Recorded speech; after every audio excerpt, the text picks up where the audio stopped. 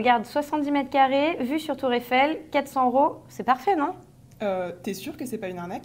Toi aussi, tu cherches un appartement en ce moment? Fais attention, il existe de fausses annonces. Voici comment tu peux les identifier et les contourner. Déjà, si ça a l'air trop beau pour être vrai, c'est que ça l'est certainement. Il est très peu probable que tu trouves un appartement pour un prix minuscule, là où habituellement les prix sont plutôt élevés. Vérifie bien le prix moyen d'un logement dans le quartier qui t'intéresse. Ça te permettra de voir assez rapidement si le loyer affiché est conforme à la réalité du marché ou pas. Ensuite, n'envoie jamais d'argent pour réserver un logement. Tu n'as aucune garantie que l'annonceur te louera véritablement son logement et surtout, tu n'es pas censé verser de l'argent à qui que ce soit sans avoir signé un bail. C'est pareil pour tes documents personnels. Si on te demande ta pièce d'identité, ton RIB ou d'autres documents personnels avant même d'avoir visité l'appartement, tu es probablement face à un arnaqueur.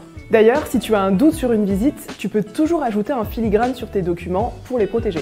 De cette manière, tu es quasiment assuré de ne pas voir tes documents être détournés. Aussi, si l'annonceur ne communique que par écrit et que pour une raison ou pour une autre, il ne peut pas te rencontrer, c'est pas du tout bon signe. Si malheureusement tu te fais quand même avoir, pas de panique. Tu peux déposer plainte au commissariat de police ou à la gendarmerie la plus proche de chez toi et tu peux appeler gratuitement ce numéro pour t'accompagner dans tes démarches. Il existe également la plateforme Pharos qui te permet de signaler tout type d'annonces frauduleuses. Si après tous ces conseils, tu flippes un peu à l'idée d'envoyer ton dossier de candidature à un annonceur, n'hésite pas à passer par une agence. Certes, ça te coûtera plus cher, mais au moins, tu es sûr de louer un appartement qui existe vraiment.